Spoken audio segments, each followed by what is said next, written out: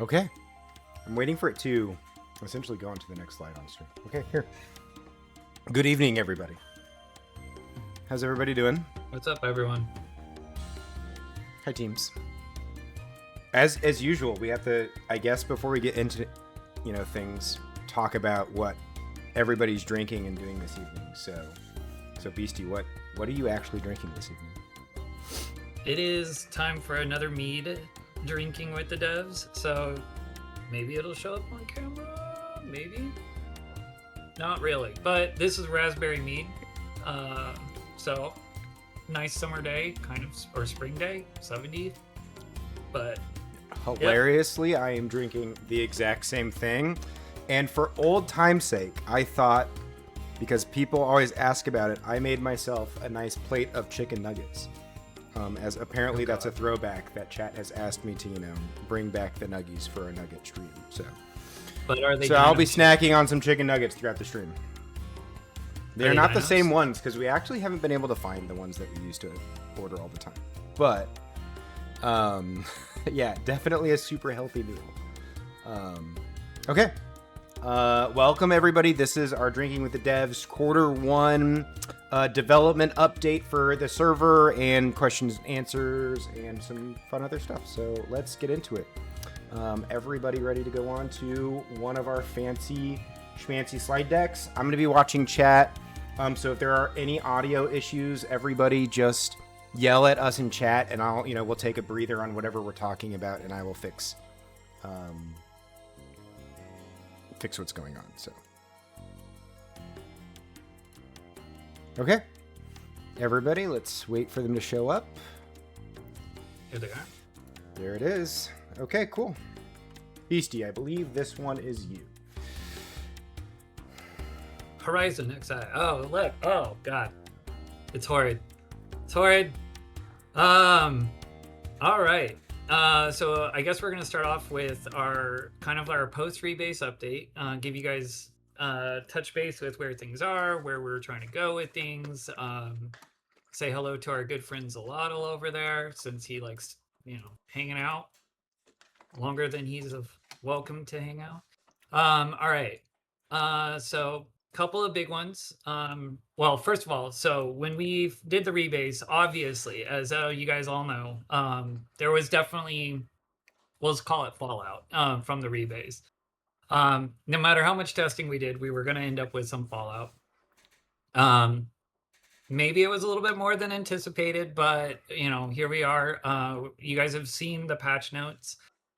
We've been working double time to try and address as many issues as we can. I think that's the most sequential weeks in a row with patch notes that were essentially 2 pages long, trying to get things back to where they were for you guys. There are definitely some other things, though, that we are still continuing to work on and monitor. So some of those things, so for instance, we got crafting, right? There was definitely some big changes with crafting. Right now, everyone should be aware, but so we've already made adjustments to break rates. That said, we know they're not 100% back where they were, but we're happy with where things sit right now. Now being now, not necessarily, things are always subject to change.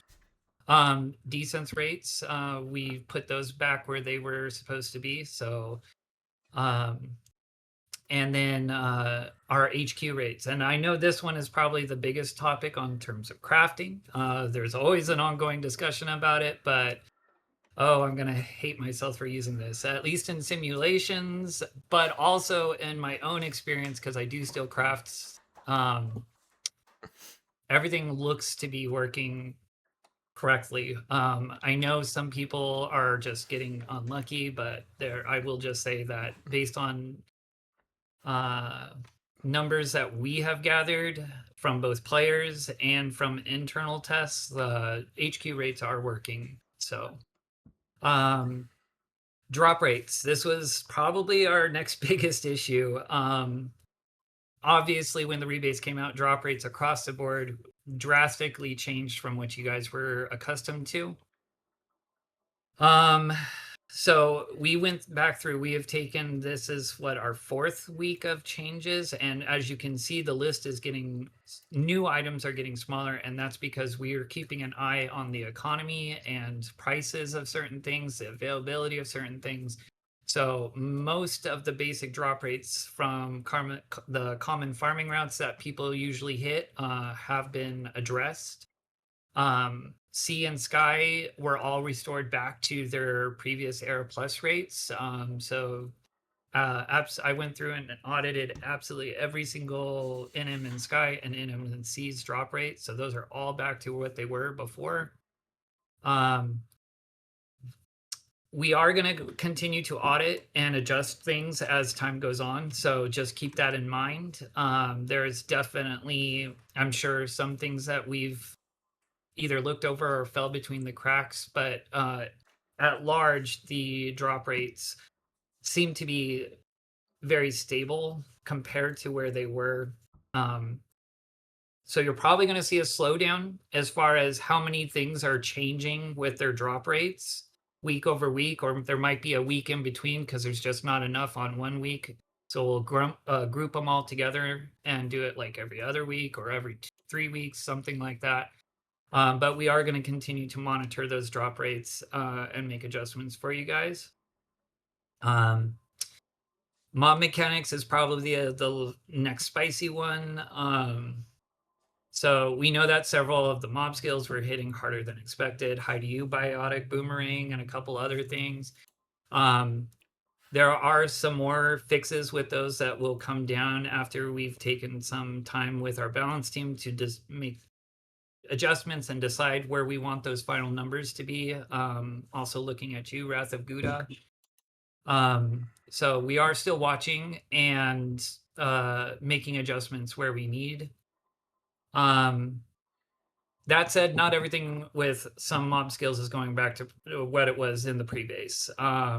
And some of those are related to era accuracy. Some of those are related to balance, where things just were laughable as far as their effects or their damage. So some of those are going to stay where they're at. I don't have a list, a curated list to give you guys, but we are listening to you guys. We are going through all the bug threads and most of the popular channels on the main Discord, listening to you guys' feedback. That's where we're getting a lot of our input as far as, okay, do we need to come take another look at this? So there are definitely some NMs that are still being problem child. Our good buddy, like I said, Zalotl down there.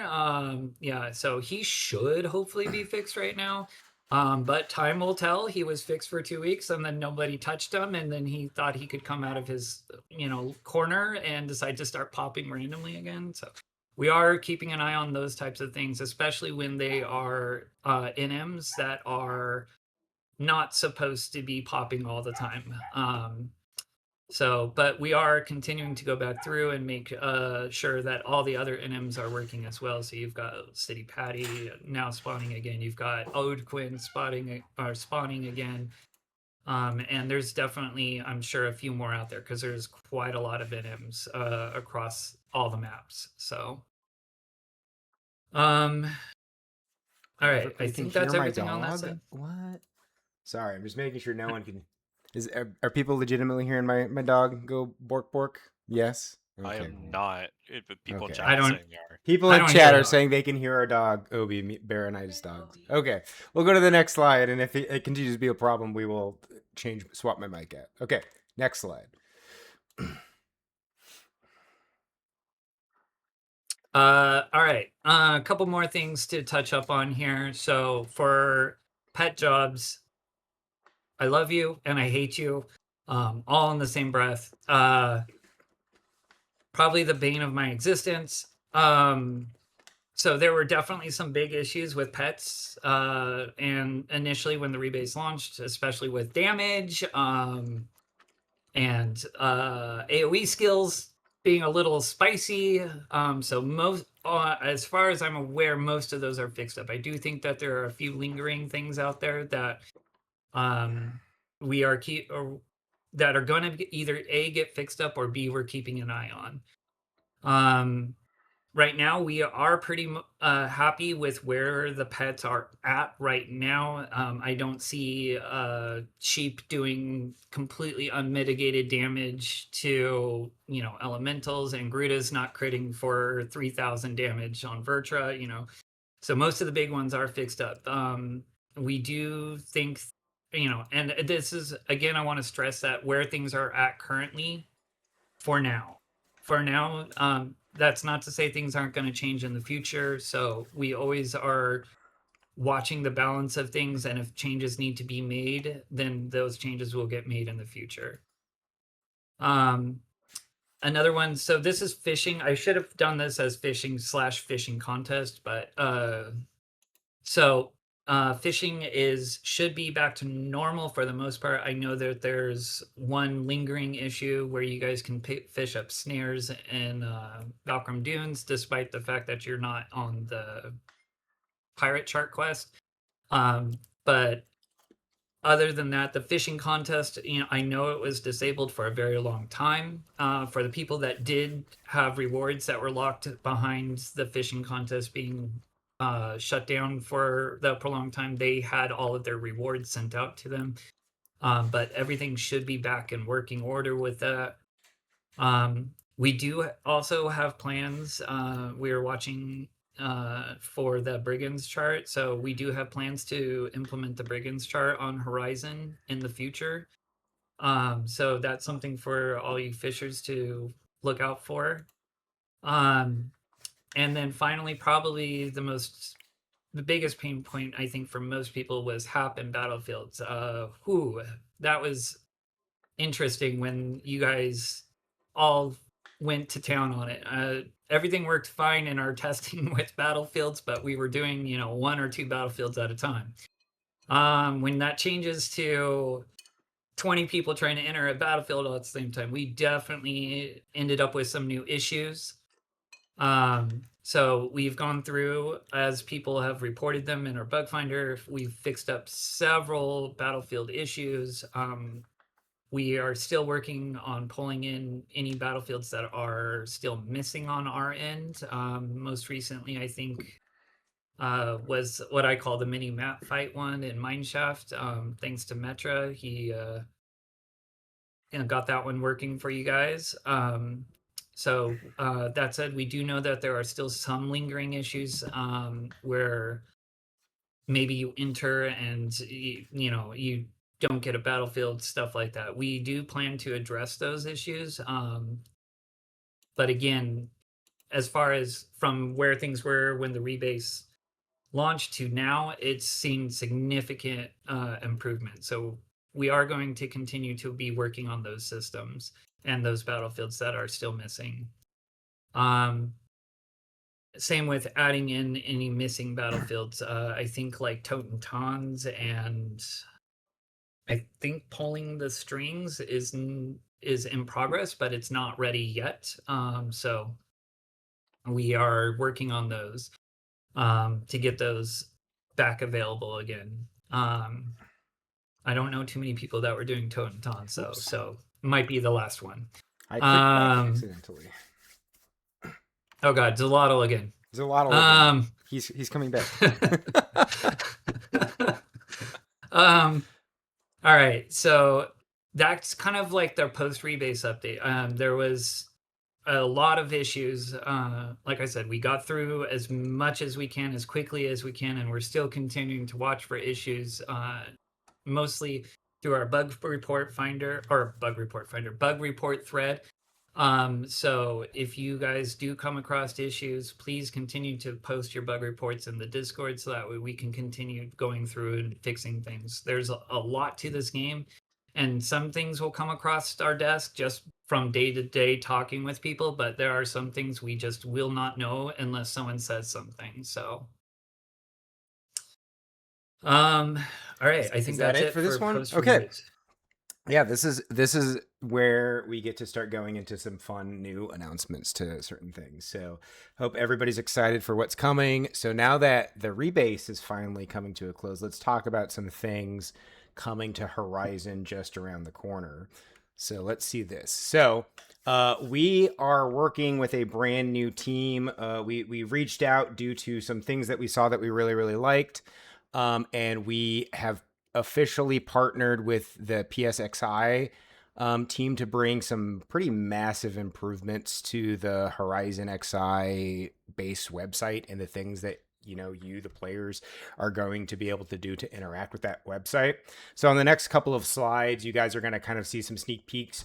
They're pretty hard at work developing straight into our website to give you guys some really cool things. So the next couple of slides are just previews onto what is going to, what we have, screenshots of what's been implemented so far.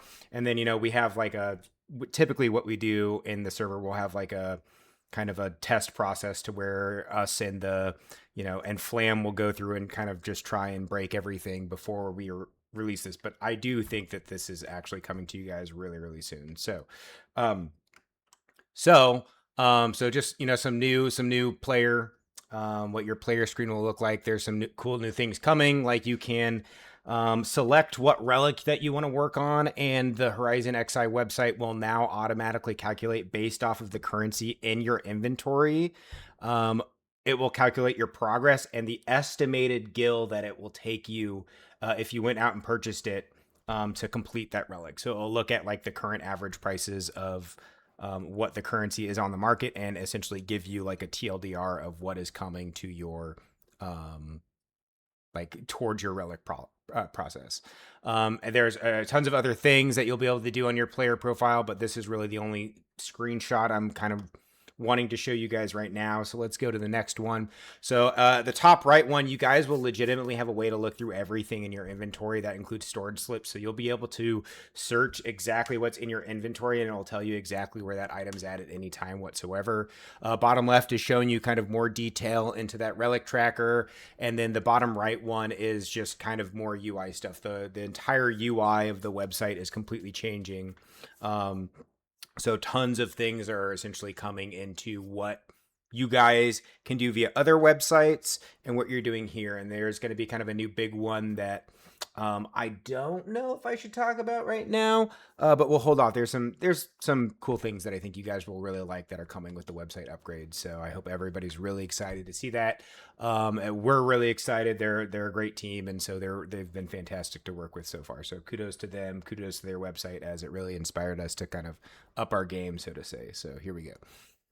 Yeah, I'll also add to that the new website, and at least from what we've tested with, is a lot more responsive too. I know load times and like the user interface as far as the menus go is significantly improved. So we're really excited about this one. Okay. And let's go on to the next section that we'll be able to talk about for you guys. So this one's on me. Once again, I like to shout this off. This is like the big chance. If you guys want to work with us and the team to do anything, like to be someone who interacts with the community, to bring concerns to us, this is your way to essentially help make the server better. So if you've ever had any concerns and you want to do things like help design the Era Plus changes that we make, help balance the game, help us and better our interaction with you guys, the community, this is your chance.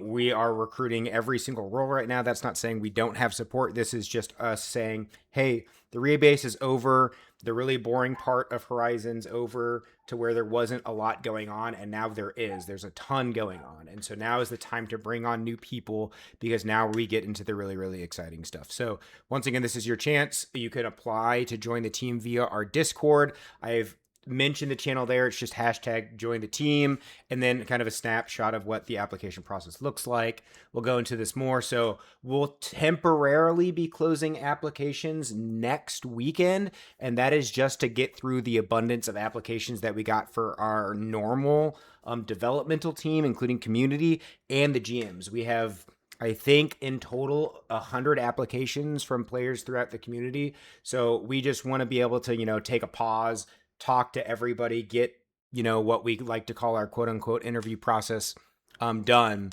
so that we can get people integrated into the team. And then once that's open, we'll once again open. So you're not losing out, but now is your chance to get in on the cool stuff. So apply now, because now is your chance to affect the work that we're doing now and into the future. So I'm going to add one thing there. Just so if you have already put in an application, just know that we do have a lot of applications. We are going through them, but just please be patient. Give us time to go through them.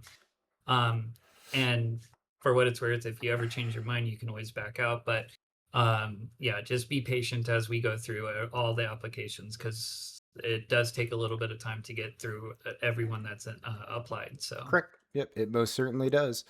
Okay, next I believe is on to Beastie's Bug Squasher campaign reward tiers for the rebase. Beastie, you want to go into that? All right. Yes. So finally, we are, like I mentioned this at the, I think in the last stream towards the end of the rebase, that we would announce what the Bug Squasher rewards are. So basically, this is for people that helped out during our beta test on the rebase. There were a lot of people that participated, but also some of those people went way above and beyond our previous tiers. So we had to make some adjustments to our tiers because they went crazy finding bugs for us. So I'm gonna actually start from the bottom and work up. So we've got our, basically our tiers are, at one point you were a Spriggan sapling, so you at least found one thing that we identified as a bug, and so anybody that participated and at least found at least and reported at least one bug will be getting something. Our next tier is 10 points for our Antikin Collector, 30 points for our Warp Warden, 50 points for our Crawler Kohler.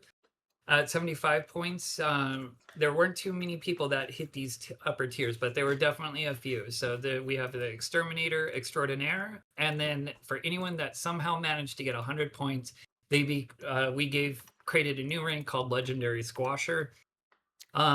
So with that said, I think we're going to do showcase what some of the rewards are. We're going to showcase all of the rewards. Do you want to talk about when they're coming to players first? So yeah, so as it currently sits, those rewards for the Bug Squash campaign, they'll be available in the next weekly maintenance. So after this this next Friday, you guys will be able to go to one of the HARP envoys. If you don't know what those are the little Mandies that are outside of the Mog House, or in the city zones. There's one in like Upper Juno, one in North Sandy, etc. You'll just need to, if you participated after the maintenance, you just go talk to the Mandy and they will give you a list of all your rewards, and you'll be able to pick up those rewards. Okay. Anything else before we go on to see the showcase? I don't think so, but I will say that, so if you did miss out on the opportunity to participate in our bug bounty system, don't worry, there will be future opportunities. Some of the rewards we may make available again, but for the time being, some of these will be exclusive. We'll probably have some exclusivity to each of our beta test rounds. So if you're interested in cosmetics, the true end game. Yeah, I see Clive in chat. No, these Bug Squasher campaign rewards are account wide, so they are linked to your account, and you'll be able to go to them on any player on your, or any character on your account, and get rewards. Okay, let's showcase them. Oh, chat, sometimes you kill me. All right, so first, the lowest tier, so just basically if you turned in at least one, you're going to be able to get one of the purple Spriggan clubs, so you'll have a nice little bug on a stick. Also, Spriggans are awesome. So that's going to be for anyone that got 1 point. At 10 points, you get the cool red eyes. Basically, as it currently sits, this is the only way to get red eyes. So if you're a sunglass collector, you will be able to, that was at the 10 points on the bug bounty. The use effect will work on those. So, and then at our next tier, next slide, maybe? Okay, it's coming. there it goes. It's just delayed. It's coming. The delay is So hilarious this because you're is, watching the stream, aren't you? yeah, I am watching it, so I get the same delay. I don't see it instantaneous. So charity cap will be at 30 points. For those that did the pre-launch of Horizon, this is one where we brought it back. It was very, people liked the Moogle cap, and it is a quite rare. So you guys will get a second chance to get this Moogle cap if you ended up with at least 30 points. And then for our crawler coolers, anyone that hit 50 points, they're going to get access to the crawler mount. So Remember, there's a everybody, the crawler. mount is mount skins. You use them in lieu of chocobos. Yes. You don't get to summon it wherever you want, type thing. It's you get to change your skin. Okay, and then the final tiers of rewards. So the final tiers are 10 seconds later when I finally get them. All right. So for if you hit 75 points, the Exterminator Extraordinaire, you're going to get the Celeste cap. Basically, you were a bug hunting star for us. So we figured this was an appropriate reward for you guys. People that went well above and beyond what we were expecting. And so you guys are definitely like, enjoy it. That is also personally one of my favorite cosmetics, so enjoy it. You guys are going to be really lucky to get those. I don't think that one will, maybe it'll make a reappearance, but probably not. And then finally, if for the people that went absolutely batshit crazy on hunting bugs, if you hit 100 points, you will be called Legendary Squasher. You will get the purple Spriggan coat. I think a lot of people have seen Opputch running around with that one before. So you guys earned that one. You also will, the use effect on the purple Spriggan coat will also work. So if you know what that does, it gives you little candies that'll turn you into actual Spriggans. So this is basically us saying a big thank you to those people that went well above and beyond what we were expecting. And without the people going into our beta tests and testing things, we probably would be months and months and months behind where we are today, because those are the people that went out and really, really, really tried. So thank you from all of us on the Horizon staff to everyone that participated. Again, these rewards are going to be available starting next Friday. So, Okay, I think this is right before we get to the good stuff, isn't it? Huh? Everybody want to take a break, fill up their drinks. Fill up the drink. I'm emptying my drink. You're what are you emptying your drink right now? Okay, I'm gonna empty mine too. So, okay, let's get on to I think the stuff that everybody's kind of here for. So, let's talk about Treasures of Adargon. So I'm going to go into this with a bunch of stipulations, kind of a list of things that we're going to talk about here today. We are going to go over kind of two big key things that we want to talk about with players, like two key statements we want to make for you guys. The second statement we want to caveat to, we'll have a caveat to that we'll discuss just a little bit. But then we're going to talk about something called we're going to talk about Lair Camp's Imperial Relief effort. We're going to be giving you guys some sneak peeks and previews into the 3 jobs coming in Treasures of Adargon. And then I think we're going to give you guys a very small sneak peek into some merit stuff coming in Treasures of Adargon. And then after that, I think we're going to sneak into our Q&A session after that. But we'll try and stick and talk about as much as what's on the slides as possible. So here's the big 2 key statements that we want to talk with you guys. So here we go. The big news that we want to say is Rebase is over, and the development team entirely, all of our developers are primarily working on Treasures of Adargon. Everybody's working on it. We're only going back to fix key bugs and crashes when it comes to the rebase, and that 100% Treasures of Adargon is coming this year to Horizon. We don't want to give you guys a firm date yet because we have a little bit more of development into a couple of the key features of Treasures. And as soon as we get those done, we'll have essentially a 100% date. And trust me, you will know when we are making the official date announcement. We are going to tell you guys to watch another stream, and we're going to make a really, really big announcement. But what we are telling you now is that no matter what, Treasures is coming this year, 100% this year. So start your bets. Start your bets. Start your bets on dates, everybody. Start your bets on dates. I'm sure everybody's going to be betting all of the, Monts and the, the Jade Shells on the specific. Wait, I think date. I can say this one safely, right? It will. I keep seeing it pop up in chat, so it will be before 12/26/26. Just saying. It will be before 12/26/26. Yeah, it's definitely going to be before that.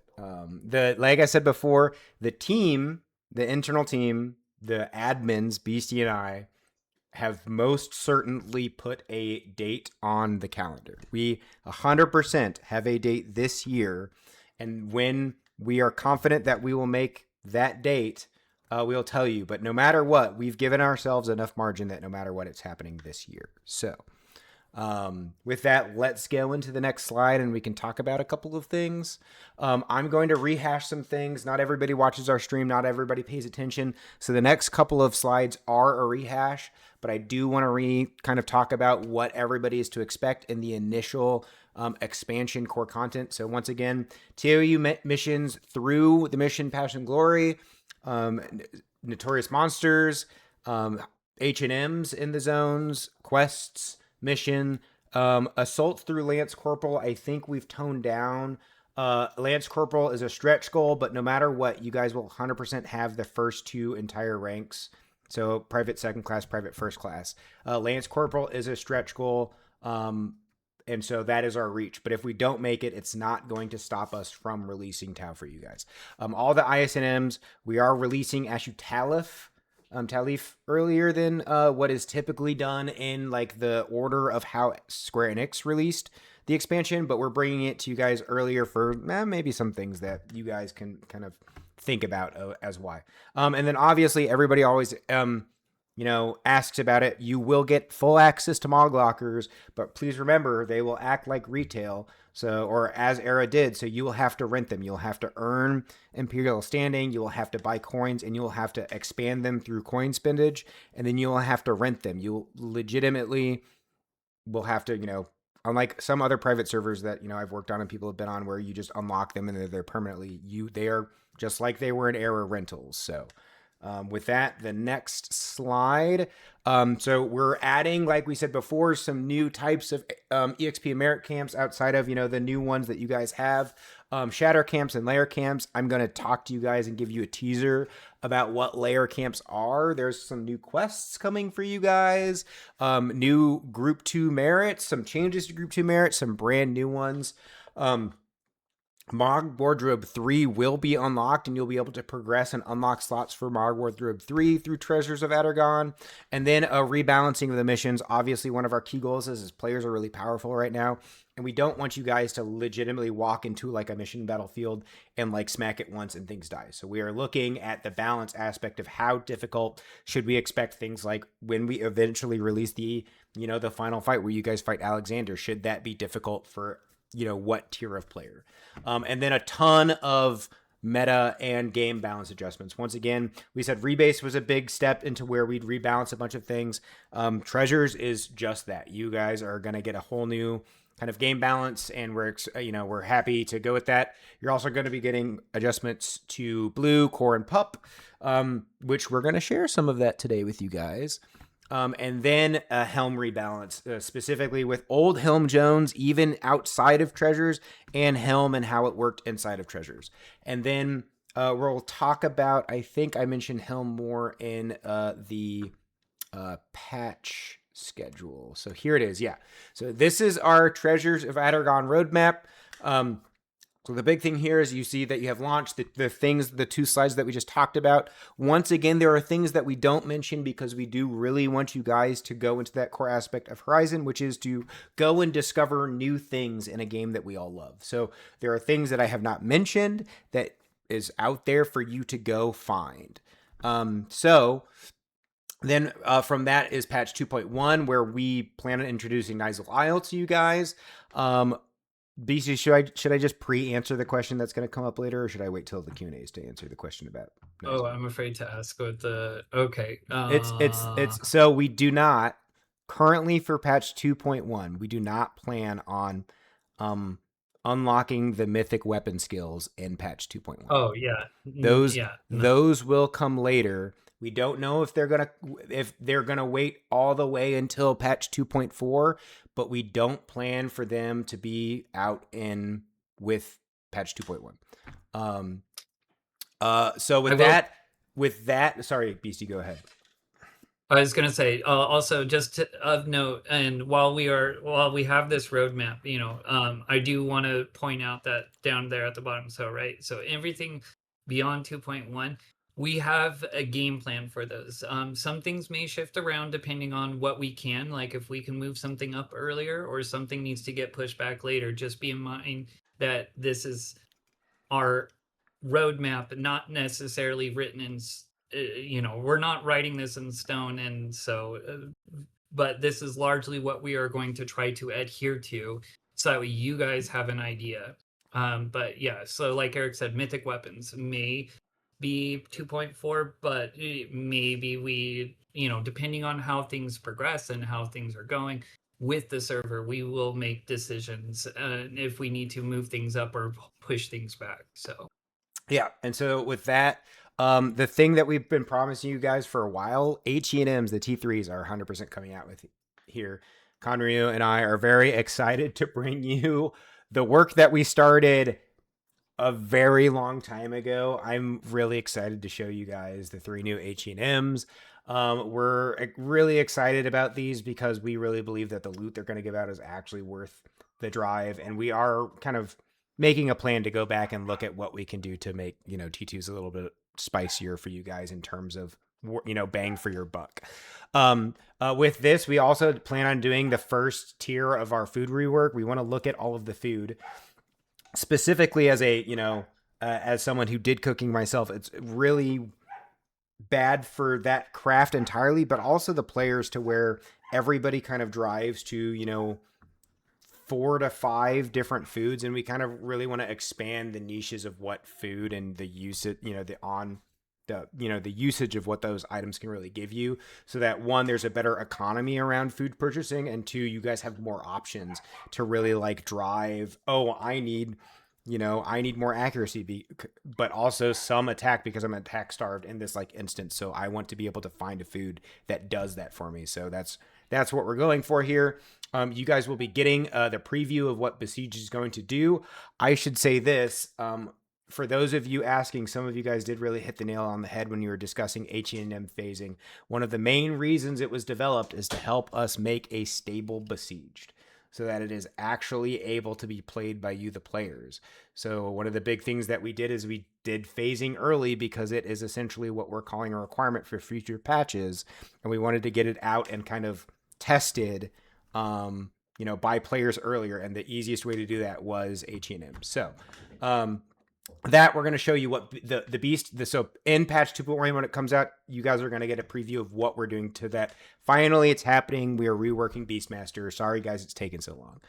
And then same with something that we kind of have talked about before, which is we plan on reworking how staves work. There have been some descriptions before. I'm not going to go into them, but we kind of feel bad about the fact that you really don't have a lot of options when you're leveling as a mage, or maybe you want to kind of melee with them. And so both the design, the balance, and the staff were really like, hey, I think there's something that we can poke at for this. So that's what that is for. Note that it's not dropping with this. You guys are getting the preview, the philosophy, what we're about to show you. Hey, this is what to expect. Here's what our plan is moving forward, etc. And then this is everything after 2.1 is just hey, we are aiming for this. I think patch 2.15 is pretty set in stone. We've been promising you guys to get a C rebalance. We're going to release Absolute Virtue. It's essentially has been kind of done for a while, but we really didn't want to do it until, we did fixes of what we thought with the rest of the C system. And then we're introducing a brand new EXP camp type there, which is called Apex camps. And then something about crabs. And then crabs. Crabs. And then our kind of aimed goal of like our stretch goal for the patch after kind of finishing up what we call the remainder of COP. We're going to go back to Tau. We're going to give you guys the rest of the missions. We're going to introduce Z and M's, the first 2 tiers. You're going to get the Beast and the Staff rework, and then something about crabs. And then as you see here, I'm not going to go too much into it, but patch 2.3 is you're going to get any remainder of assaults. I should say this. You guys have only seen kind of one patch with assaults, but our plan for assaults is to not hold them back. So every time we are developing them per tier, and any time a tier is finished and tested, we're going to release them to you guys outside of major patches. So you can know that you're going to get essentially content in between these patches as different assault ranks are finished. So that's the plan there. We plan on having assaults done on patch 2.3 because they're needed for what comes in 2.4. But you're going to get Einherjar Jar, the remainder of the normal tiered ZNMs. You're going to get the 2 new summons, the primes, and then you're going to get some salvage there. Once again, that patch 2.3 is kind of like filled a lot. So I would expect one of those things to kind of move to the right into 2.4. We just couldn't decide on which right now. But 2.4, Mythic Weapons, Pandemonium Warden, and then what happens after TOAU. So with that, anybody have any questions? Make sure someone reads them out in chats. Okay, let's get into it. So we're going to talk to you guys about some lore, and then we're going to get into the state of the Imperial Capital when it comes to Horizon. So we should say this: the Imperial Capital has been sacked by the Beastmen, martial law declared, and the Astral Candescents completely lost to the Beastmen. The walls of Alzabi and Whitegate are completely crumbling, and for the first time, the Imperial Capital turns to those it hasn't before: you, the adventurers. You guys, as mercenaries, will help the Empire rebuild, rescue its citizens, and do more in order to better navigate the dangerous areas surrounding the Imperial Capital. So there's a ton of hints in there for you guys on what that means. But let's talk about what you guys have been asking for, the Imperial relief effort. Beastie, you are up, sir. All right. So, first, I'm going to go a little bit into, as you guys saw on the previous slide, a little bit of the background. So the Tau event that you guys have seen around town.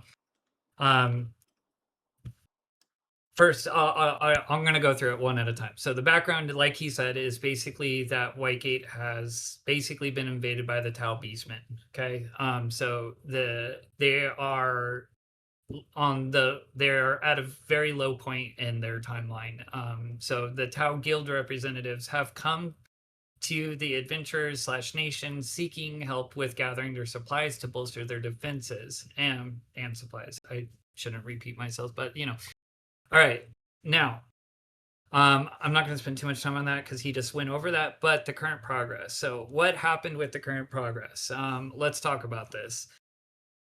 So prior to the rebase, the progress was actually going pretty steady, and you guys are doing an amazing job. Things were actually on point with where we anticipated things would, at the rate things would progress. However, when the rebase launched, between the crafting change and the drop rate change, it obviously put basically the full-on brakes on the event, and we are aware of that. If you've been following the event thread in the Discord, we've owned up to that. And we know that the event stalled out after the rebase launched. And for that, we are sorry that it happened that way. I will say it was not anticipated that it would end up like that. So with that said, We are going to be making adjustments across the entire event to account for those changes and make some other changes to make the event more relevant. So things you can expect while they're not in place right now, this is now going to be something. I'm going to jump ahead to the final point there. Very soon here in the near future, there will be some updates to this event.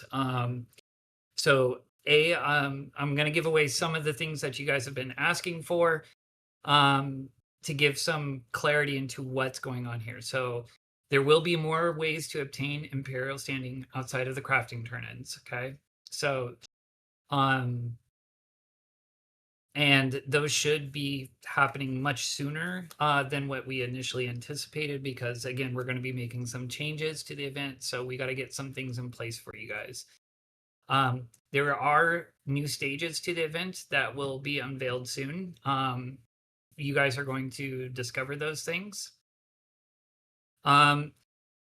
Certain NPC interactions are also going to be enabled that were previously time gated because of the stalling of the event, and it's basically been in this stalled for about 2 months now. As far as the timeline we were expecting things to progress has basically fallen behind. So we're going to go ahead and open up some portions of this event and make them available to you guys now. So there's definitely a lot that's going to change with the event, and hopefully we see the server sees progression pick back up again. There's also more to that why that progression should pick back up again, and I think it's on the next slide. Yep. Okay, so in the next slide, we'll go over it. So individual participation. We should do this because you guys wanted to know what it is. So there's kind of 2 points of the Imperial Relief effort. So participation for the individual is directly tied to your access to Whitegate on day 1. The more that you interact with the event, the easier it will be to get to the Imperial capital on the first day. The exact amounts of Imperial standing you need are not being announced, and there will be most certainly a did not participate and a barely participated tier. So, and the entire original methods of Whitegate access will be Era Plus. For the server, the participation is directly tied to the availability of NPCs, vendor stock, astral candescence bonuses, and much, much more.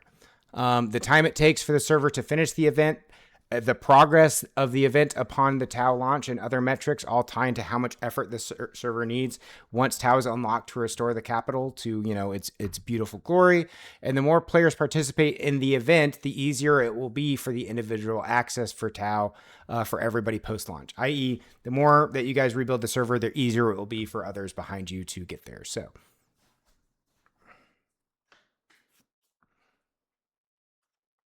next, we go on to, I believe, lair camps. So in Tau, we're introducing a new type of EXP camp. So one of the big ones is you're going to navigate new zones, releasing in treasures, and find new types of monster layers throughout the region. These layers are well protected by monsters guarding it, but are promising for you, the adventurers, who think you can survive if you can survive the inhabitants of the layer for extended durations of time.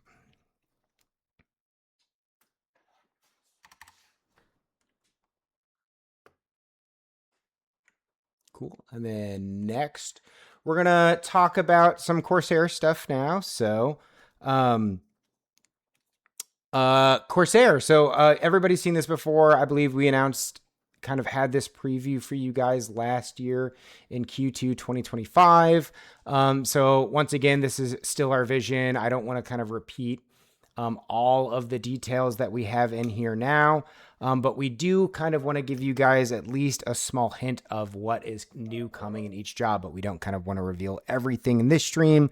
We kind of want to reveal it for the main TOAU announcement stream that's coming to you guys soon. Everybody, I'll sit on this for you guys to read it. But once again, if you want like the full details or later, you can go to our news on the website and read this as a part of our 2025 Q2 announcement stream. So.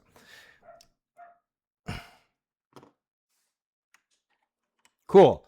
So for our core sneak peek, we are introducing a new stat from retail called Phantom Roll Plus.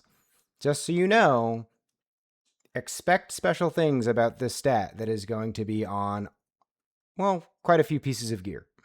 One of the reasons why we wanted to do this is because we felt Corsair's kind of gear economy was very boring. You can do a lot with very minimum amounts of gear. So we wanted to introduce you guys some new gear to go off and chase that kind of do some new and special things for you guys. So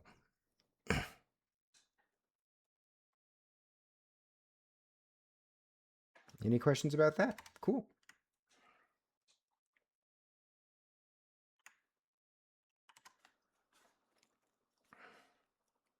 Okay.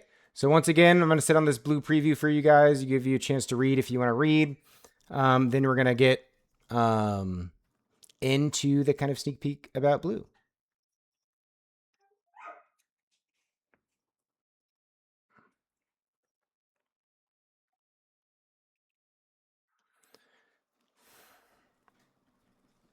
Okay.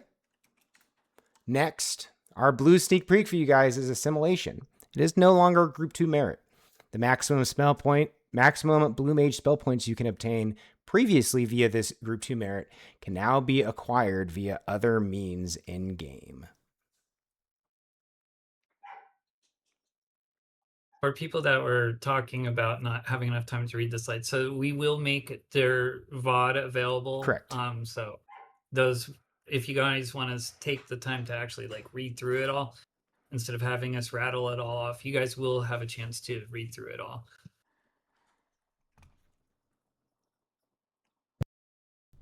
Okay.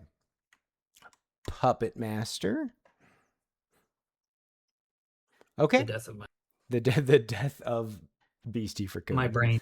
Another pet job.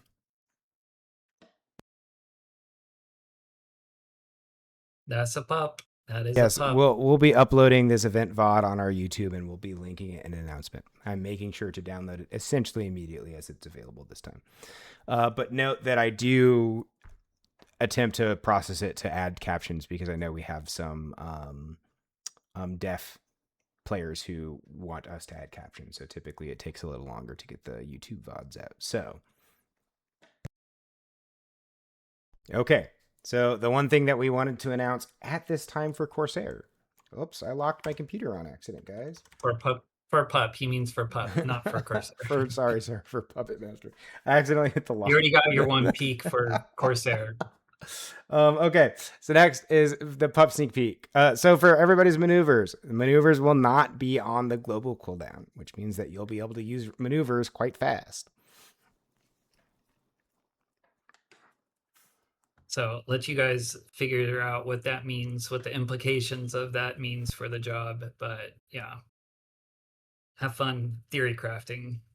Yep, have fun theory crafting.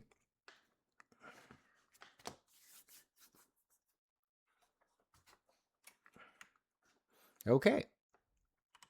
So we're going to talk about Tau merits. So once again, we don't want to get into everything here. This isn't the Tau announcement stream. That will come to you guys later when we go into all the details. But for your merits, we wanted to tell you, yes, you are getting your 20 combat skills and you're getting your 16 magic skills. And we wanted to tease you guys on some new Group 2 merits, just some names. So we're kind of leaking to you guys just the names of 4 new Group 2 merits. And they are Oppressor, Revenge, Shurin, and Battle Mage.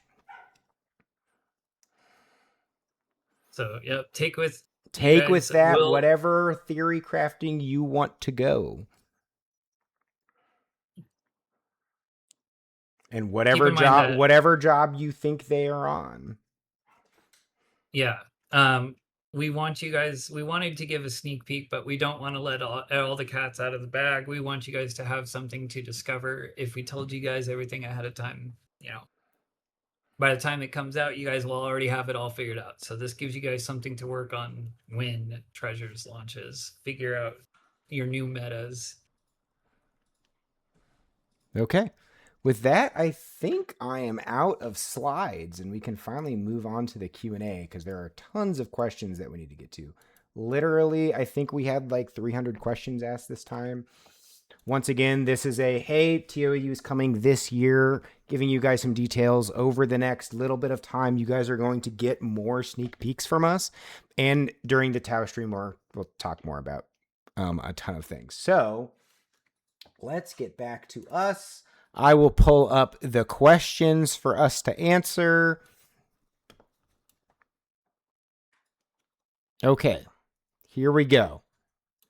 So the first question is, sorry, I got to kind of stretch this a bit. Okay, so the first question that we had for our Q&A is, are there any plans for instancing content such as Assault, Sneasel, and Salvage to alleviate the extreme congestion that could be expected for these activities, especially during peak times? I think I've mentioned this on previous streams. Assaults, which Sneasel is one of, are already pre-instanced. So we will probably cap the amount of instances available just due to stability, but we're not going to make any like sort of big, like, you know, knee-jerk reactions to what that should be until we see what type of load the players are putting. Once again, you'll have a lot of assaults available to you. Sneasel's not going to be available for a little bit because we want you guys to have some time to actually grind the normal assaults and not feel like you're bogged down by, do I pick to rank up normal assaults or do I have to do Sneasel right now? Which is why we didn't prioritize Sneasel for the first launch patch. Any comments on that one, Beastie? No, I don't have anything to add to that one, but just, yeah, you're good. Okay. What are the plans? Okay, what are the plans for spells added late in the TOAU content patch cycle, such as Drain 2, Dread Spikes, and Raptor Berserker? Will these be available at launch, or will they be added later in content patches similar to the retail release schedule? Beastie, any comments on that one? So I'll just say that we have plans for all the spells. I don't know that we're ready to tell you guys what all of those plans are, but we do have plans for all the spells. Even if I will say though that not everything is going to be available at release. So there will be some things that we hold on to and we'll give you guys a little later on. So. Okay. Next is, can we have some details on the changes that will be done to the 3 new jobs coming in Tau? We already gave you guys a little bit of sneak peek. Like I mentioned before, you're going to be getting a ton of, Tau sneak peeks in the coming, weeks and months as we get closer to actual Tau. So let's go on to, I guess this is a question. Beastie, if you could add any feature from Horizon into the retail game that was Final Fantasy XI, what would that be?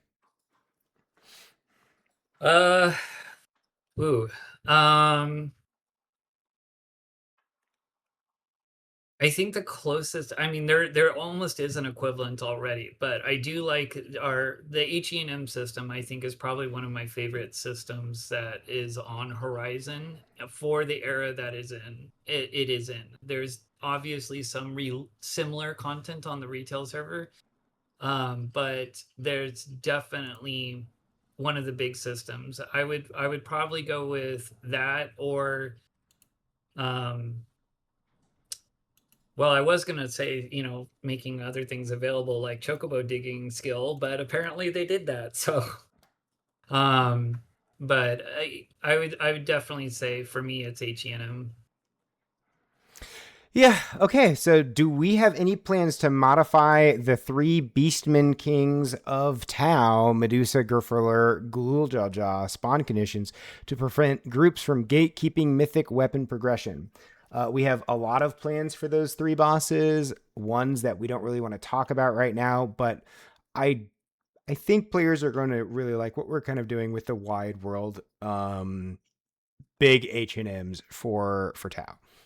Some of the regular ones like Cerberus, Chimera, and Hydra are going to be really fun, but we have some plans for some of like the other special ones like Medusa, Gerfurler, etc. There were talks about implementing a dynamic lockout per account a while back. Has there been any progression when it comes to that? Yes, there's one coming, and it will come with Tau 1. And we, once again, don't want to make an announcement that will greatly affect the economy. So you guys, before players get a chance. So we will announce that in the patch notes for treasures, what the exact details for that are. But there will be some account lockouts when it comes to Dynamis. Can we have a white gate chess piece that increases our movement speed like we have for other nations? There are plans to introduce such a item, but we don't plan on introducing it right away because we feel like we want players to kind of explore and do things first and have that be kind of a reward for like later progression as a part of the expansion pack. But yes, we do have that. So,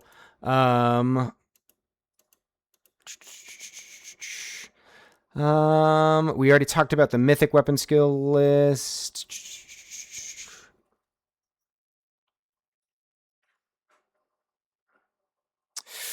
What do you do? What should I do if I see someone casting their fishing line 20 to 40 times even though the fishing pool is empty? Report the player. Go to our Discord, click the report to player button in the GM tickets, and report the player if you think they are doing suspicious things. So if you can, when you do that, also just like if you guys have the ability to record, include screenshots, include timestamps, it does help significantly versus saying player X is doing, I think player X is cheating. If you guys can include whatever evidence that you are witnessing, it does help with those investigations. So will the item depository NPCs be available? Those are the ones that allow you guys to like store like holiday events outside of like Wardrobe 8, either on launch or future patch note. So we do plan on implementing them. They're kind of very put to the side because we think Tau once again is more important to develop and we want people to focus on that. And we've kind of given you guys Wardrobe 8. Our plan in the eventuality is, as we know, the server's going longer and longer and you guys are needing more and more inventory space. We do plan on essentially reverting, and like the deep eventuality, reverting Wardrobe 8 being only holiday items so that players can use it, but that's coming like in a far later time for something that we have planned. So but for now, that is like our caveat, is we did something very easy and simple and gave you guys 80 inventory slots to store that type of stuff. So how can I get an Opkalu Scepter if I miss the Annie race event? We plan on doing another race event coming soon, and that's when you're going to be able to get it. Will Subtle Blow affect ninjutsu? Beastie, do you want to hit this one? Oh boy, give me the spicy ones. All right, so Subtle Blow affecting ninjutsu. The TLDR is it is not affecting ninjutsu right now, and that is intentional and by design.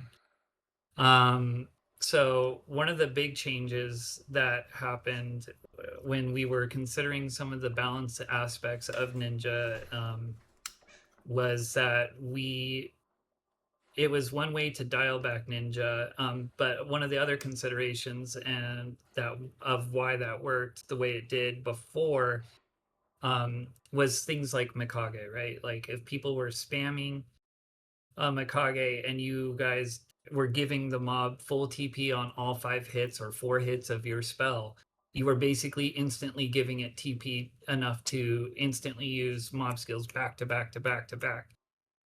So the Subtle Blow helped with that. And this is just as an example, right? But now with the way Mikage works, and it basically you're only casting one spell, but it acts as a giant multiplier. You don't need that extra Subtle Blow. So if you guys are going to be stacking, you guys can still stack ninjas, right? You guys aren't even subjected to the nuke wall unless someone else procs it. But if it's a trade-off. If you're going to stack ninjas, it's something you guys will now have to account for, is that it's getting the slightly increased TP gain from all of those spells. So if you stack 6 or 7 ninjas and they all cast on the same target, you're probably going to get met with a TP move, versus before that would not have happened.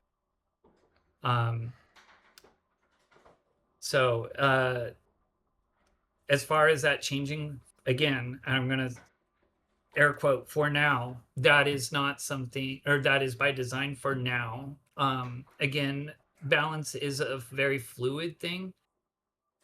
So if we feel that it needs to change again, we will make changes. But for the time being, we are happy with where it's at. So next, will Puppet Master, Corsair, and Blue Mage be added to any gear that they could not previously use? I'm going to say this with a one-word answer, yes. I'm not going to tell you what gear, but yes.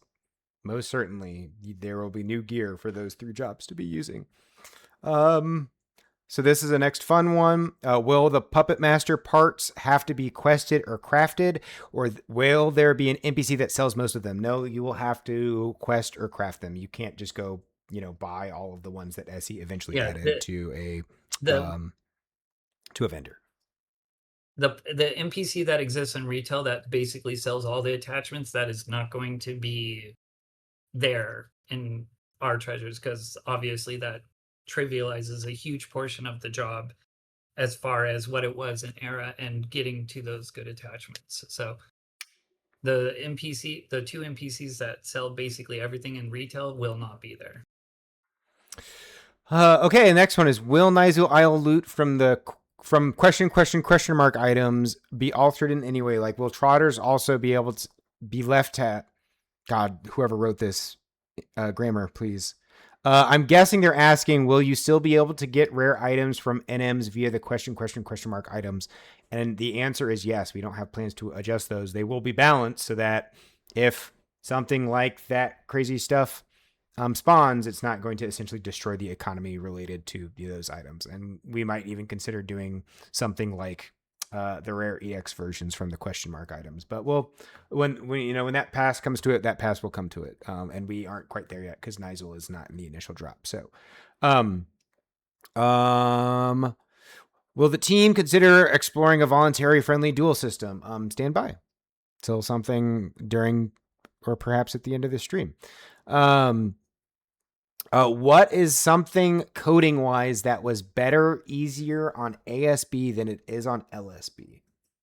I think Battlefields for me, and that's only because I knew the old Battlefield system extremely well, and the new one is essentially extremely different.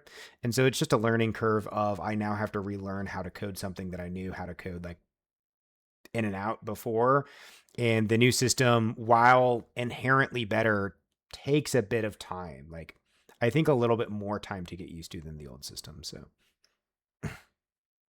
yeah, that one's a tricky question. I mean, there were things that maybe we knew how to do well, but it doesn't mean that on the back end it was implemented well. So things might be implemented better, but there's now still a learning curve to learning the new system that we have now.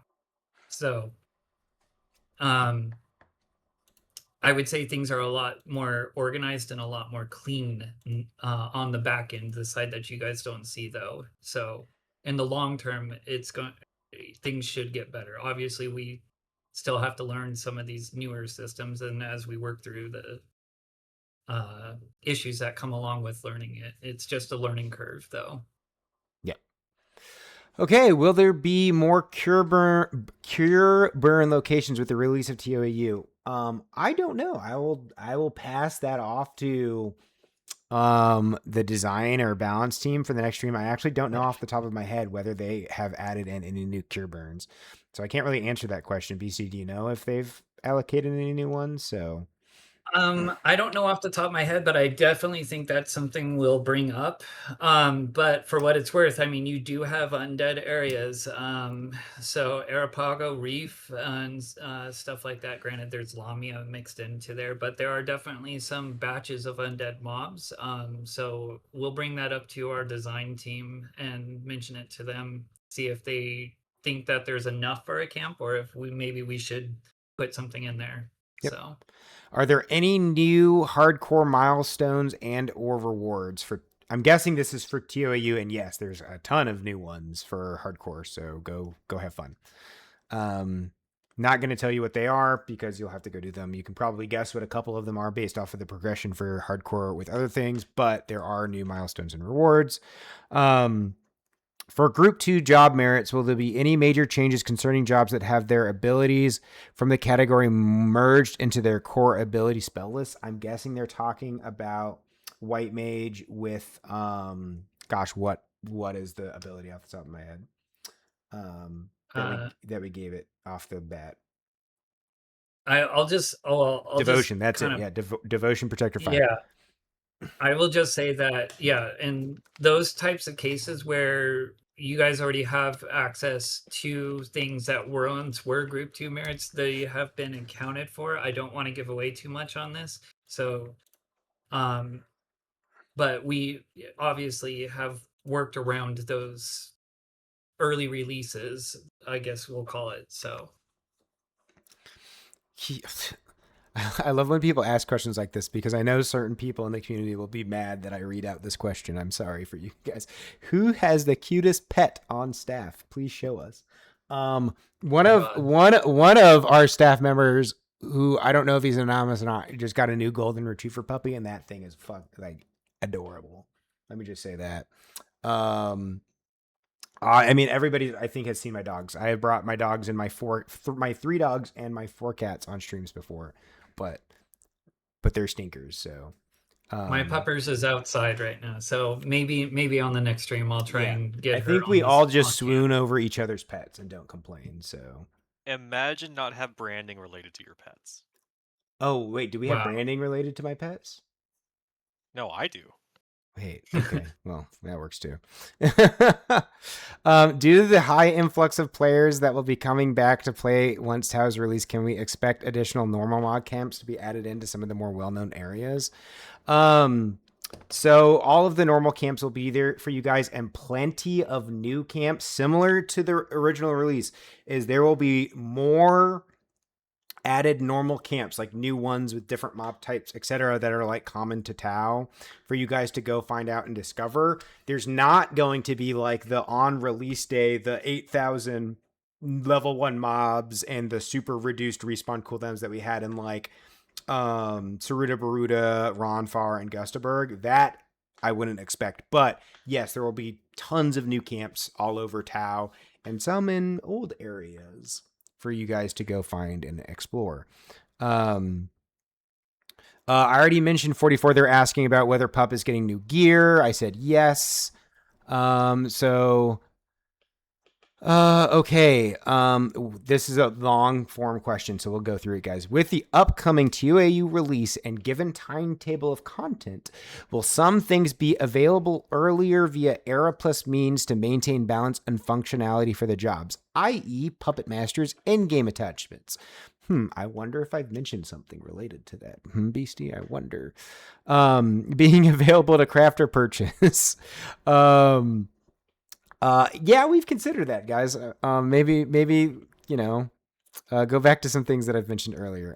So what is the plan with the Horizon Exi sets on retro achievements that currently have no achievements? Tangent, do you know what that question means? I think they're asking for when are more achievement sets coming, like for COP. There is one more backend thing that needs to get resolved before COP achievements can come out, and then we should have basically everything to get more achievements out leading up to Tau. Yes. And Tangent, and there is Tau achievements coming too. There are Tau achievements for retro achievements. There's a whole new set of achievements. So should you order? Okay, next question. Birdie is asking, does he order Wendy's or Taco Bell? What's the vote? Well, it depends. If it's chicken nugget, then Wendy's, but probably Taco Bell for everything else. If I have to pick between those two, that said, I eat at Taco Bell maybe like twice a year, of the true, okay, hear me out. Of the true fast food burgers, I'm not talking In-N-Out, I'm not talking Shake Shack. I'm talking like the true drive-through, like, I guess In-N-Out's technically that, but like I think Wendy's is like of the Burger King, like that type of stuff, Burger King, McDonald's, that I think Wendy's has the best burgers of all of them. But Carl's Jr. Carl's Jr. burgers. Oh my gosh. I don't think I've eaten one of those since I was in like college. Okay. Next. We already talked about retro achievements. Are there any fixes upcoming for the delay we have now in zoning? That is completely intended. The delay when zoning is essentially the organization of packets going to your client to help you stop black screening and ensuring that you get from one zone to another safely. That is That is as by design. The issue with that is the client that we're using is kind of built for current era retail, and so we have to make sure that we are sending the expected packets the client is expecting in the order that they're expecting it. And so the client is essentially expecting for that extended load time, and it's without making things difficult and increasing like the risk of black screening and other issues while zoning. It's really hard to speed that up. So we're essentially leaving that as it is. Will New Horizon H&Ms and NMs be added? Yes. Yep. There most certainly will be both of the above. I wonder what the and more stuff is for TOAU. Are there any information to share on Shatter or Alpha EXP experience points? I wish Conryu were here, but I believe he's still out to dinner with his and he knows all of the details on Shatters. I explained layers earlier. I should say this: layers are not what you would expect as like the layer stuff from current retail. They are most certainly very different. So we can talk about layers a bit more into detail later, but I think players are really going to be excited about those, especially players who really want to push it, what they can do in an EXP party. That's going to be really fun for them. Alpha is essentially Conryu. So he's here in chat, but not on voice. Okay. He's here in chat, but not in voice. Like in our chat in Discord? He said in chat. I don't see him. Oh, we're like in Discord chat, you're saying. Discord chat. No, in Twitch chat. Twitch. He said something. Conryu said something in Twitch chat. Someone read it out. I missed it, apparently. I don't see it. I don't see anything about primes yet. Okay. So they are still on the. I'll just say this much at least. They are definitely still on the roster, and I am not in charge of those, so I can't really speak to when they're going to be ready, when they're going to be released. But yeah, so you guys can expect those things to still. They are still in the pipeline. So an alpha is essentially the concept, the very vague concept I'm giving you guys is instead of you guys fighting a bunch of smaller mobs over time to increase your EXP chain, you're going to be essentially fighting notorious monsters that grant you larger EXP bonuses upon like killing them. So like you're going to be fighting mobs with what? He says shatter camps are coded and need testing. They should be 2.0, assuming they are okay with testers and balance. Alpha camps we are working on, but there's an icon over it. They may not make it into 2.0. Yeah. But alpha camps are used essentially fighting mobs with unique mechanics that are more notorious monster style, and they grant larger EXP drops and slower respawns, but they will, everything being balanced. This next one we've talked about a million times. No, we're not doing home point teleporting. I'm just quick skipping. Can we get an additional option for link shell banks to be in Juno? I think we're talking about the player link shell banks.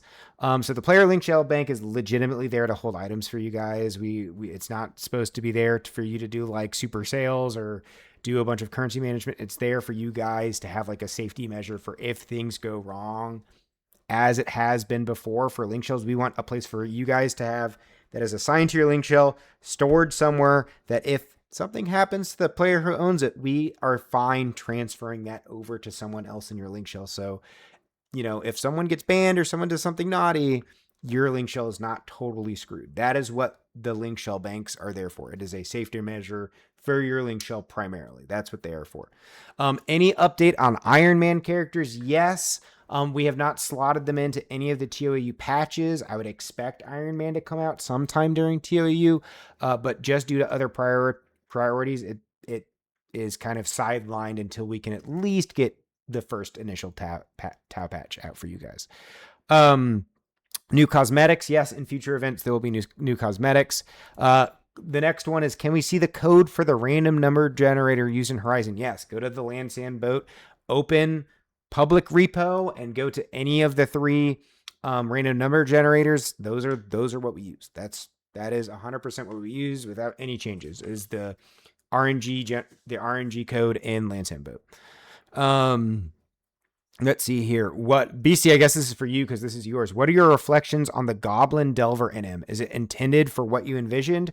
Are there going to be any changes on drop rates, or was it intended to be a fun gill sink? So that one is kind of intended to be a fun gill sink. So just to give a little background, right? So it was mainly intended. It has some unique mechanics on it. You guys see some of the proc effects and stuff like that, and it was basically a proof of concept of sorts that we decided to attach some loot to. But some of the mechanics that are there, such as limiting only a single party without using the battlefield or confrontation effect, some of the different proc effects that are there, etc., those are all basically POCs that we used to determine if this is going to be viable or not. As far as the loot goes on Delver, it was intended to be fairly rare. The whole purpose of it was that or the reasoning behind that was if everyone that went out there always got an item, then everyone would have had the items. Thus, the items kind of lose their intrinsic value. I believe all the items have been discovered at this point. So for those that are looking for it, there is the only place that you can get a certain mount is off that Delver. I think the screenshots have been shared around. So not really new news there, but the rarity of the said mount makes that mount unique, right? So if we made everything available to everyone, it removes that rarity factor, that uniqueness factor. So there is definitely, I don't see us changing the drop rates from what they are. People are definitely interacting with it, maybe not as much as I would have initially anticipated. But as time goes on, I definitely am seeing more and more people get the goblin outfit, get the mounts. So for the people that are farming it, good luck. I definitely I will allude to one thing. I think there is only, as far as I know, there is only one group that has figured out, I'll just say, the perfect recipe to get the Delver to do certain things. So there is still undiscovered mechanics with that Goblin Delver. So good luck if you're still working on it. Okay, there's been a few Horizon peeps with issues with add-ons that support Horizon 4.3, but not 4.16. Since 4.3 was officially merged a few months ago, I was wondering if we have thought about transitioning. No. We will look at updating the base Ashita version post Tau, but for now, our focus is on TAU. We don't really want to kind of, sidebar it with a ton of other things. It's the current Ishida version we're on is stable, has tons and tons of available add-ons for you. So it's really not like a huge push for us to immediately upgrade to the Ishida version. I'm going to skip that because that question does not make sense to me. Do you plan to make significant Era Plus adjustments to mythic weapons? Yes. We'll talk about those probably in another preview stream similar to what we did with Relics. Well before patch 2.4 when I believe it's planned off the top of my head. But yes, you guys will get previews, etc. Does the Horizon Balance team plan on doing any other significant rebalancing or redesigning of relics? There are a number of relics that are extremely unpopular. We look at relics all the time. The big thing I want to note to all players is, once again, build the relic or the mythic when we eventually get to it because you love the job, not because they're OP. If we have to adjust something, we will. We plan to keep them balanced. Once again, relics are meant to be a step up of all other weapons available for that class, and they're going to be very, very good, but we can't have things completely breaking the game. So just one of those things to where if we need to, eventually we will step in and, make adjustments. Let's see here. Are there any plans to buff the melee side of Ninja? Man, I don't know how exactly I want to answer this. I'm sure Connery is like shouting at me in the chat, but play and find out in Tau. I wonder what that means. Um, Eric's cool. just trying to get a bingo. I'm trying to get a bingo. I am trying to play bingo at the same time, guys. Um, can we give any game design insights for the role you have planned for Beastmaster after the job rework? We have a lot of fundamental ideas about Beast, but it's really, really in flux right now. And so I don't really want to, like, one of the big things I don't like doing is talking about something and then the design and balance team getting together and being like, let's rework this. So I don't like making like a big announcement about like, oh, Beastmaster will be able to do this, and then we go back and change it before you guys get released. So I'll make comments about those things when they are more set in stone than they are. Let's see here.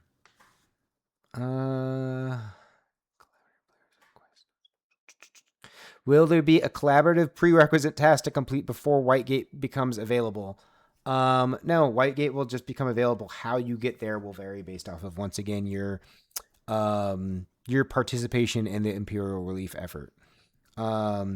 We talked about, does ISP directly relate to Whitegate access? The amount that you participate, which is either through the crafting means or through the other things that pop up with the Whitegate, the amount that you participate will change the like tiers of what you have to do to enter Whitegate. I should calm everybody down. I saw a lot of F's in chat earlier. This is not like you're going to have to go spend a week to get into TOEU. The point of this is to make people participate, to tier how people get into Tau, because we expect it to be extremely busy on day one, and we need to spread you guys out on the boat over the course of like a day or two, right? We expect the people who don't participate at all to take a bit longer to get in, just so that things are stable for the first day. And like I mentioned before, as people do more things in Tau, those prerequisites for future players will become easier, so it's not going to take them as longer. So if like a new player joins the server like 6 months after Tau, they're not going to have to like wait 2 days to do some, like they're going to have an easier way because you guys have rebuilt the way into TOAU. So that's how that's going to work. Depending on the current trajectory for a TOAU release, has there been any discussion towards releasing TOAU with fewer features or content? We are pretty confident on what we're doing for our 2.0 released. So we don't plan on doing like a half-baked, like just yeet Tau as it is thing. And then the last question that we have curated by our team was, are the guild item turn-ins the only way to get ISP, or do we have future plans for future events leading to Tau? They are not the only way, but they are important for some specific Yeah, there will be reasons, new ways for you guys to get those points. So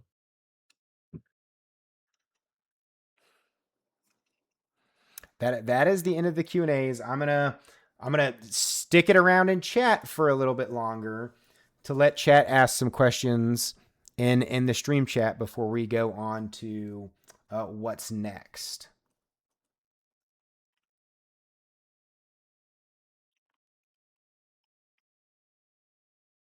Easter event. Okay, so here's the big one.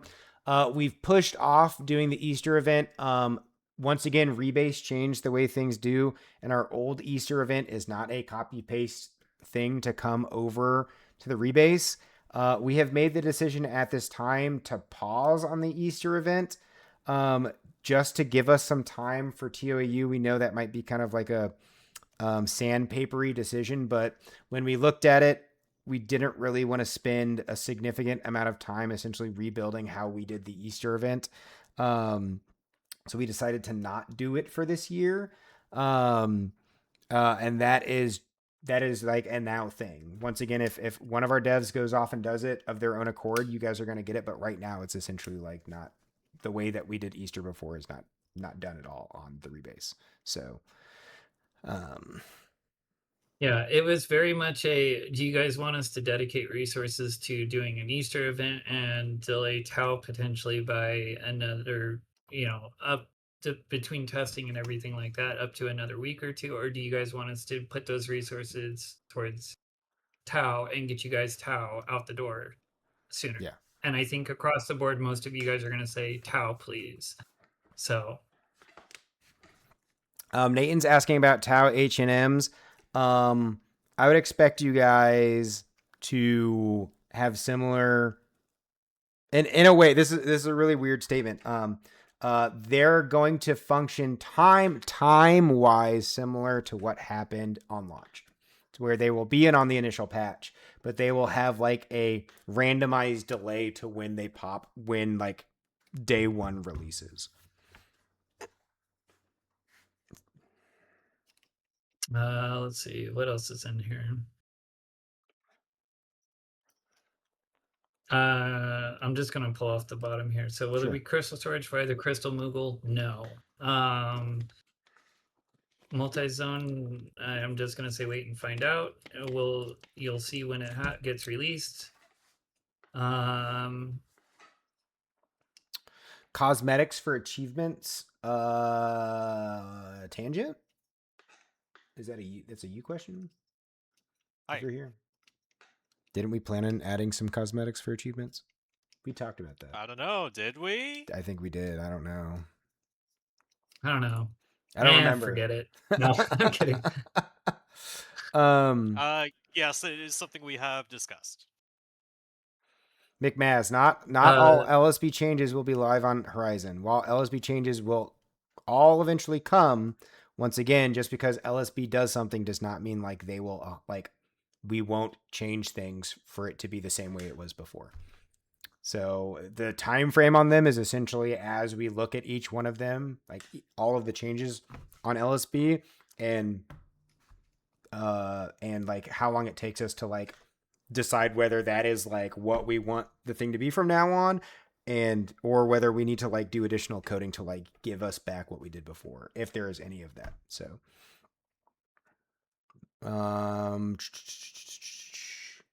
if you are making salvage lockouts and Dyna lockouts per tunes on an account, will you at least make it so people who made relics on multi-tunes got all this rare gear have a way to transfer it? No, you'll still not be able to send gear, rare EX gear from characters between your accounts. I will here. So Dynamis pre-pop. I think I've addressed this before. Short and skinny version of this is that there is I've already removed the delay. So when you guys trade, that hourglass trade is basically as soon as you hit ready, it's basically an instant trade. There's no more delays or anything like that. That said, pre-pops, once the client loads that data, it doesn't unload that data right away. So they technically are still around, and in terms of like leveling the playing field, yes, it's still like if you can get someone there soon, go for it. But that said, as we already mentioned, there is going to be some changes to Dynamis coming later down the road, and with those changes, it's also going to change how often people can sit there and endlessly spam, right? You're going to have X amount of lockouts to burn through. And when those lockouts are up, hopefully that alleviates some of that pressure as far as getting out there earlier. The other one I saw is some of the rendering stuff. I'm still working on the rendering stuff. With heavily congested zones, namely Airy. If you know, you know. I am still working on that, so don't think it's been forgotten. I know we didn't mention it explicitly in our slide deck or Q&A, but yes, I'm still working on it. So Eric, I don't know, are Mythics going to make relics obsolete with the new changes to them? No, Mythics will do some very specifically different things than the relics. That is like our design philosophy to them, is they should not like cross steps with each other. Will the addition of Whitegate change anything in regards to pushing Juno as a hub with OP warps and such? I would assume a lot of people are just going to sit in Whitegate because there are ways to pretty instantly go between Whitegate, Juno, and all the hubs. So I'm guessing the hub's going to go Adargon, which is pretty fine. So Oh, grips. I saw grips a couple of times. If Connery's still listening, I'm pretty sure there are some grips coming out with the initial release. I don't know which ones off the top of my head, but I'm pretty sure, yes, there are some grips coming out with the initial release. Yeah, there he is. Connery says yes. For Guffreon, will you buff Meteor? I will put in explicit logic for your characters to make sure that it hits you extra harder if you would prefer that. As long as Eric I agree. agrees Let's do it. Yeah, 100%. Just have it instant kill him, please.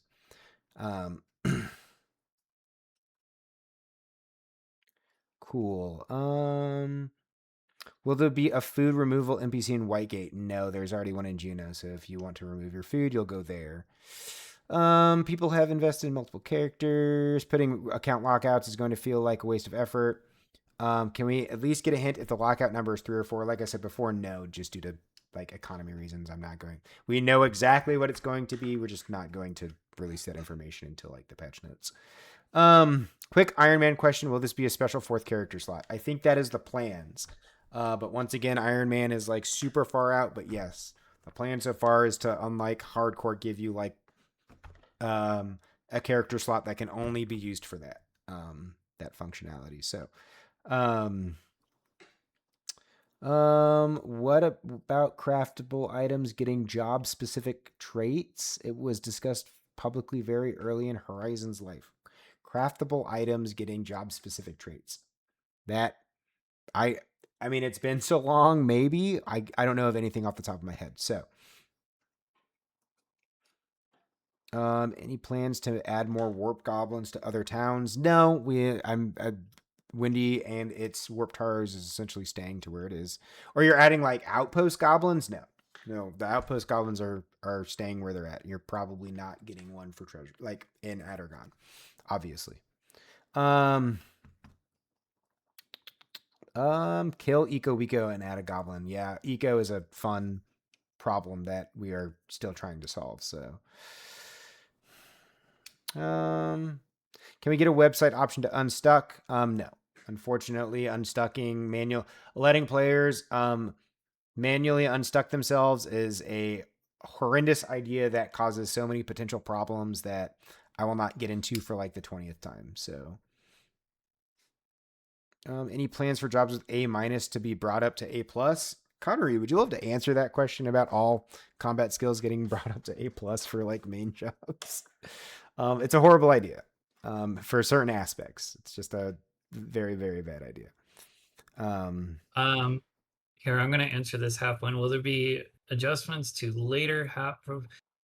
So Hap will be adjusted to like obviously with new missions, new battlefields and stuff like that. Probably not right away, but the game plan is to expand on our existing Hap system. Yes, Hap is not going away and will be carried through with content after a while. I wouldn't really consider it like a priority, like let's get Hap in for release on treasures type of thing. So no, unfortunately, we did not plan on having event items obtainable outside of those events. That's been brought up like dozens of times before, and it's just not something we want to do, even as like a temporary measure.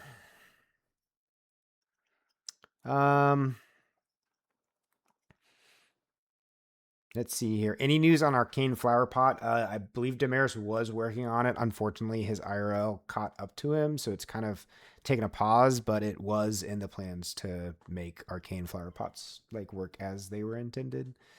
With the staff rework. Oh, go ahead. Sorry, Beastie. Okay. If you're trying to apply, so like if I want to apply to become a GM, what kind of time requirement does Horizon expect per week? So we are all volunteers. Basically, you put in as much time as you need. I can't answer specifically what requirements for GMs. They'll let you know. But if you are at least curious, then put in the application and bring that question up during the application. Yeah, I mean, the big thing you should note about like when it comes to like GM applications, if you say I can only spend 5 hours a week and someone else says that they can spend like 15 to 20 hours a week, then and we're only taking 5 roles, we'll probably pick the people who can spend more time just because that's what we, really need. So, but it's just one of those things to where like a lot of us, this is a second job. Not that we're expecting that of new people, but it is one of those things where like, someone who can spend 5 hours a week is a lot, better for the team that can only spend like 1 or 2. So, what about the flutes How on the much will I get slides? paid? Are we sure those are flutes? I don't know if they're flutes, but I mean, they might be a How type much of will you flute. get paid? I don't know where did those flutes come from? I don't know. I don't know I don't where they're know. coming from. Okay. Do you get paid for being part of the staff? You can make I'll tell you what, you can have about a 200% more than what I'm getting paid. So there you go. Yeah, get I'll paid give P.S. you That's zero. 200% bonus base salary of $0. So What do I do with all these flutes you keep giving me? yeah, I don't You know. you keep them, obviously. Okay. Okay, well, we're gonna do a couple more questions and then we're gonna get on with it. So, okay. I'm still waiting. Low avatar HP's new value being locked in for now, Neo. Yes, as Beastie mentioned on like the second or third slide, we're okay with where things are all right now as we push to treasures. It doesn't mean that things won't get adjusted for like the treasures patch, but we're gonna leave it for now until treasures. So I think they meant I'm not sure exactly what they meant, but if they meant I think the the base trial size HP. fights, I have no idea. trial size fights, yes, they're gonna stay where they are. They're meant to be a challenge, but not like incredibly difficult for you to get, right? It's part of the job and it's going through and getting all that stuff. So hopefully I'm reading into that question right. Someone's asking, will we be able to turn in HQ items for the ISP? I don't know. That's a Beastie question. It's his event. So Say it again. the Sorry. people are still asking whether they can turn in the HQ items for the Imperial relief effort. I will put that. I will bring it into a. I'll take it to the drawing board and bring it past our balance lead and design lead and see how they feel about that. So. Okay, with the staff rework, is there a possibility that Monk will be able to viably use it? That's a Conryu question, so wait for Conryu to answer in chat. When do we get to upgrade H&M items with the T3 H&Ms? You will be able to do some things with your previously gained H&M items.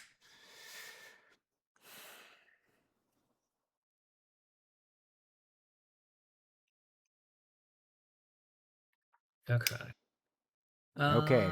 I think questions are drying up, so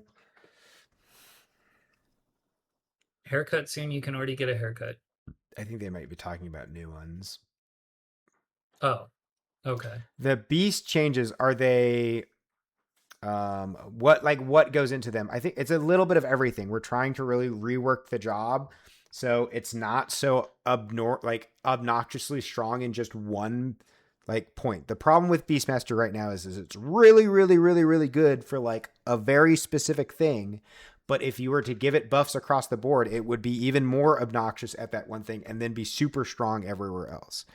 So the big thing that we have to do is kind of adjust it across the board to bring it to a job that can be viable in game, viable for things like missions, quests, BCNMs, and like be able to do all of the things that it was designed about. Like the goal is to make it so that Beastmaster isn't a joke at end game, but also not so obnoxiously strong everywhere else in the game, but still good. So yes.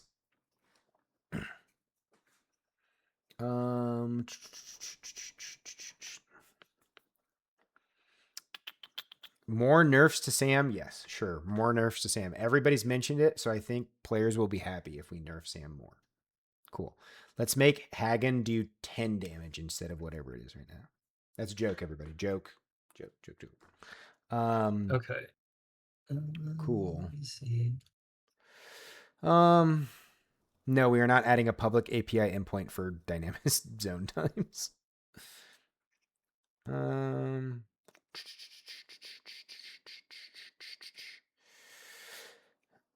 is the Horizon team invigorated by being over the hump of rebase? I'm pretty like the breath. It's very much been a breath of fresh air for us. I believe a lot of people have just much more smiles and much more like, okay, cool, like good things are happening again, at least from my like perspective.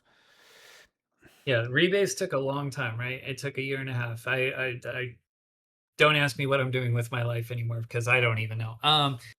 But the fact that we finally made it past that hurdle that has been there as like the, you know, the elephant in the room for the longest time is definitely a breath air. That said, you guys throwing me under the bus and are like, we want Tau now. And so now I'm like, okay, well, I guess no break between rebase and Tau. So here we go.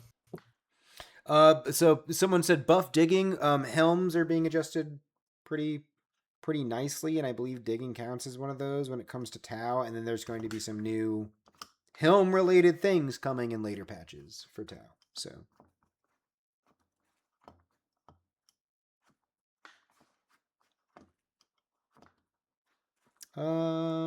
okay, I think we're gonna find. I'm gonna let some questions come. We're gonna answer one more, and then Beastie's gonna take it off with, I believe one of our big friends, if he'd like to hop in the Discord so I can drag him. I don't know what your plan was for the follow-on thing, so you might want to get that situated and set up. Yeah, Beastie. I'm getting that situated right now. Okay, I'll let Beastie situate the thing.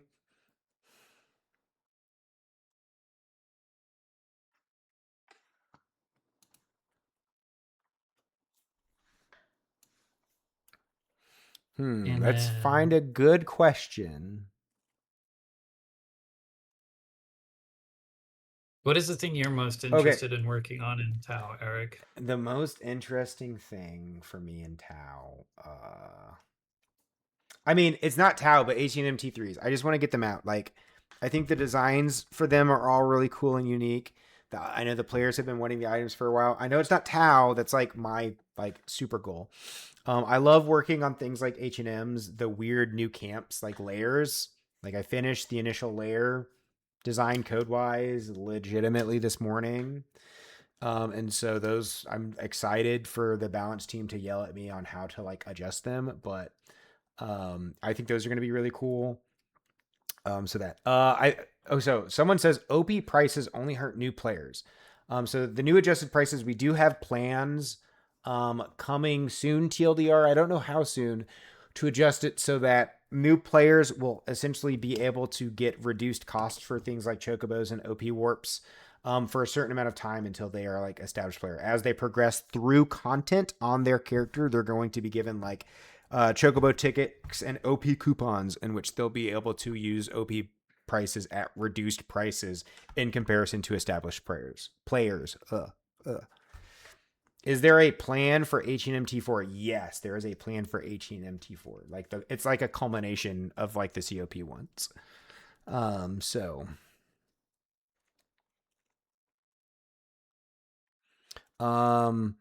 It was decided to let mobs not respect line of sight because mobs are not as smart as players. So the example I give you is you as a player, when you are fighting a mob and you're trying to cast on it or use ranged attacks and there's a tree in between you, you will see that tree and be like, oh, I can't shoot, let me move around a tree.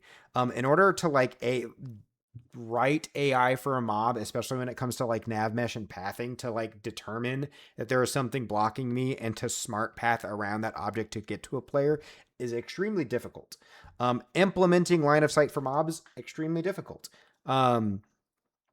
But if we didn't, like, if we let mobs essentially not do it, if we did implement line of sight as it is for mobs and went through that like difficulty, I guarantee the first day players will legitimately find like 30 or 40 easy places to where you just get a mob to get stuck. The mob wouldn't see you. The mob would be like, herder, I'm just going to stand here and let you kill me. So it's more or less we know players would exploit the basics of implementing line of sight for mobs. And so there's a lot of work that is going to need to happen and will happen to get that properly done. So okay, I think we're good. Okay, we're good. How are we transitioning? What is the plan? So, I will get I guess the game ready. I will get up in game and we'll show it for a bit. So yeah, if you want to set yourself up, I'll get it fired. So okay, so I'll give a brief little rundown of what. So typically after our streams, we you guys we try and do something with the community, especially with our stream team. So right now, we know you guys have been asking for PvP. It's been a long time since we've done PvP. I'm not going to say too much. We are working on a actual. I don't want to say too much, but I will say we are working on a tournament system for ourselves. But for the time being, we're going to give you guys some time to go play some actual PvP stuff. So I don't know if he's muted or not. He said something about stream echo, but so one of our stream team people is Crab Dance, right? So he is going to be, I think, correct me if I'm wrong, Dean, Eric, but I think we're going to try and pass it off to him, but we have set something up for you guys correct. to be able to go at least practice in the meantime, do some team versus team or 1v1, whatever have you, in a special zone set up just for you guys to go beat each other up. So I don't know. Can he hear me or not? He's in here right now. I can Crab. I can hear you. Hello. Okay, I can Crab's hear in you. here. Get talking, Crab. I'm gonna get things set up for you. I want to mention actually before we move on to what's next. I forgot to mention this earlier. I promised to do this, so I'm gonna do one shout out for a certain side outside of like staff organization. So people know this from last year. There was a big get together hosted by members of our community, and they're doing another one this year, this summer in June, called Gather Together 2026. I would go reach out to DA Soccer or Rain or even Hugin about the details for that this summer. Once again, not official to Horizon, but please make sure that if you're interested in a big IRL meetup, you go talk to one of them. We are going to allow them to do some advertisement in the main Discord this year. So please be excited to that. So once again, reach out to them about the Gather Together. Oh yeah, also Katie Bedford. So we're gonna figure out how we're doing the streaming. I know I promised to host them, but apparently we're doing a PvP event and I was unaware. So we're gonna figure things out for how we're supporting this. So go ahead, Crab. Just did a shout out so people can follow her or go to the channel. Sure. Yep, that one. And I can post a link to the website if you want me to. Yeah, post it in chat. Feel free. We're going to post a link to their website in chat. That's it. GTChicago.com is the unofficial, done by the community IRL meetup for people on Horizon. So, all right. Cool. I will say, so a little caveat is that obviously if too many people join, it might get a little laggy. You guys remember the little race event, so hopefully that doesn't happen right away. But things should be in place in just a second here. Crab Dance, you're live right now, right, sir? I'm good Correct, to raid yes. you. Okay. Here we go, kids. Thanks everybody for watching. It's always really excited to talk to everybody. Like I said, the next stream is the stream that you will want to attend. It is going to be your TOAU official stream. So please make sure you attend the next one if you want all the details for Tau. So.